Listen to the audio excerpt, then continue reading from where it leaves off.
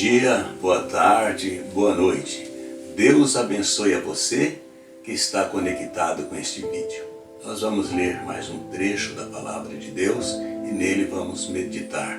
Hoje o faremos em Gálatas capítulo 2, versículos 20 e 21, onde a Palavra de Deus diz assim: Já estou crucificado com Cristo, e vivo não mais eu, mas Cristo vive em mim. E a vida que agora vivo na carne, vivo-a na fé do Filho de Deus, o qual me amou e se entregou a si mesmo por mim.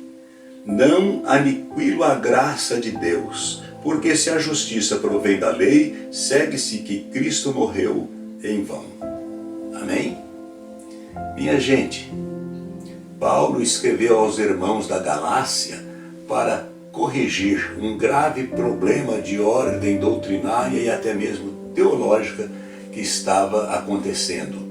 Os Gálatas creram e aceitaram Jesus, o Filho de Deus, como Salvador, pela fé na graça e na misericórdia de Deus.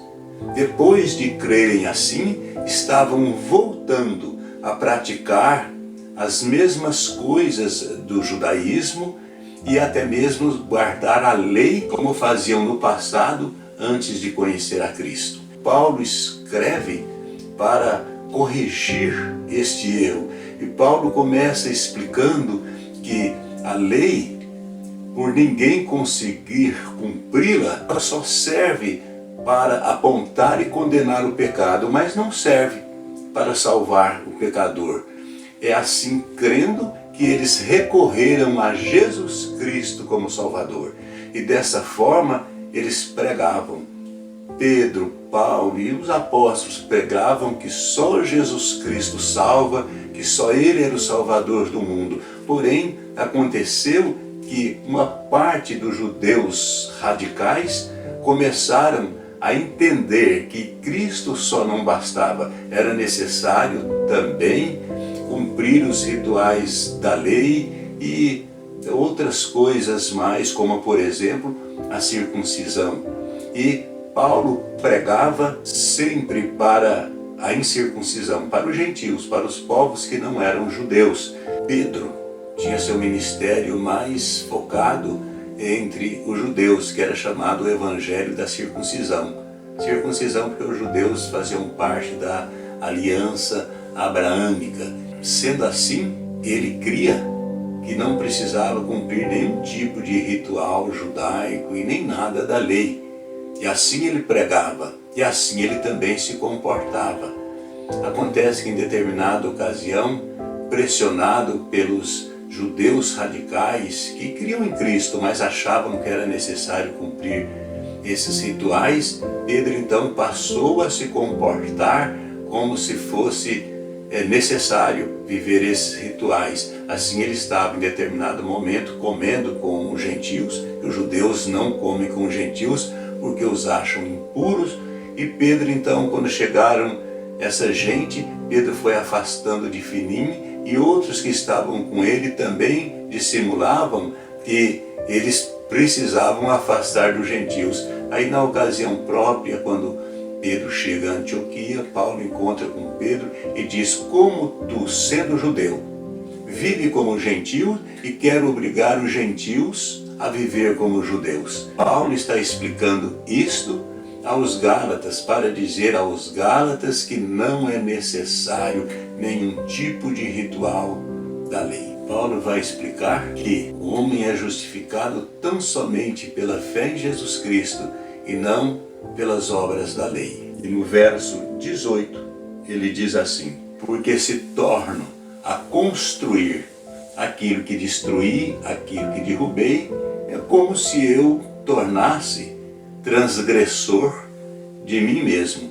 Assim, Paulo está explicando aos Gálatas que são aqueles que encontram Jesus Cristo e o recebem como Salvador, e depois volta novamente aos rudimentos da lei do passado para guardarem as obras da lei. Ele diz lá no verso 19: estou morto para a lei e vivo para Deus. E no verso 20 ele então vai concluir, dizendo, versos 20 e 21, né? Já estou crucificado com Cristo e vivo não mais eu, mas Cristo vive em mim.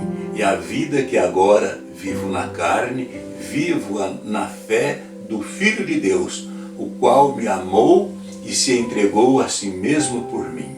Amém? Aí Paulo vai dizer, concluindo essa explicação aos Gálatas, que nós não podemos aniquilar, acabar com a graça de Deus. Graça significa favor imerecido. Ninguém é salvo pelos méritos pessoais, mas é salvo pelo favor imerecido de Deus. Porque se a justiça vem da lei, automaticamente Cristo não precisaria ter vindo morrer. Mas ele veio e morreu, então ele morreu em vão. Ele morreu à toa, ele morreu de bobeira. A morte de Jesus não serviu de nada. Então é assim que Paulo está dizendo aos Gálatas, que a salvação é única e exclusivamente pela fé em Cristo Jesus. E a nossa vida, que já o aceitamos como Salvador, é como se nós já estivéssemos sido crucificados com Jesus Cristo. E agora vivo, não mais eu, mas Cristo vive em mim. Amém? E o que nós aprendemos de tudo isso? Eu quero deixar apenas uma lição para a gente encerrar esta palavra. O que nós aprendemos de tudo isso? Que para a salvação só precisamos de Jesus Cristo e nada mais. É tão somente isso que Paulo está explicando aos Gálatas. Eles não deveriam voltar aos rudimentos de sua fé passada. Eles tinham que tão somente crer em Jesus Cristo como Salvador pessoal e nada mais. Apenas isso que Paulo estava querendo explicar aos Gálatas. Entrego a minha vida em Cristo, é como se eu estivesse voltando lá no tempo e sendo crucificado com Ele.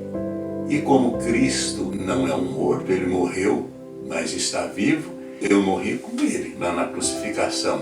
E Ele hoje vive em mim. Eu vivo nele e Ele em mim, como se fosse uma fusão de vidas, como se fossem vidas entrelaçadas na prática. O que eu preciso fazer para a salvação? Eu não preciso fazer nada. Só crer em Jesus Cristo como Salvador pessoal. E para a santificação, eu tenho que lutar e tentar reproduzir na minha vida o caráter de Jesus Cristo. Tenho que viver fugindo do pecado e procurando santificar a minha vida e produzir os frutos que o apóstolo Paulo vai dizer um pouco mais no final desta carta, fugindo das obras da carne e produzindo o fruto do Espírito Santo. Amém? Esta é a palavra que Deus tem agora para o nosso coração. Amém? Que Deus nos abençoe. Como você já sabe disso, é só recorrer a Cristo, não faça nada. Confesse seus pecados e convide Jesus Cristo para ser o seu Salvador pessoal. O resto é com Deus. Aí a partir daí, como forma de gratidão, você vai fugir do pecado e procurar agradar e procurar agradecer com a sua vida o benfeitor de sua fé. Amém? Vamos orar? Querido Deus, querido Pai, obrigado pela bênção da Tua palavra lida e que ela venha produzir resultados de vida eterna no coração de tantos quantos puderam ouvi-la.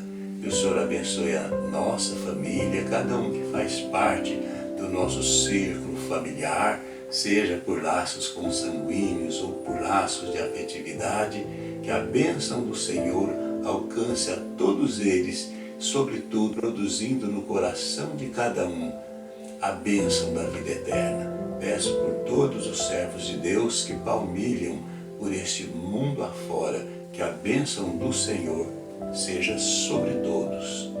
Em nome de Jesus. E quem crê, diga amém e graças a Deus. Abro mão do meu eu, de tudo que há em mim. Já não vivo mais eu, mas Cristo vive em mim.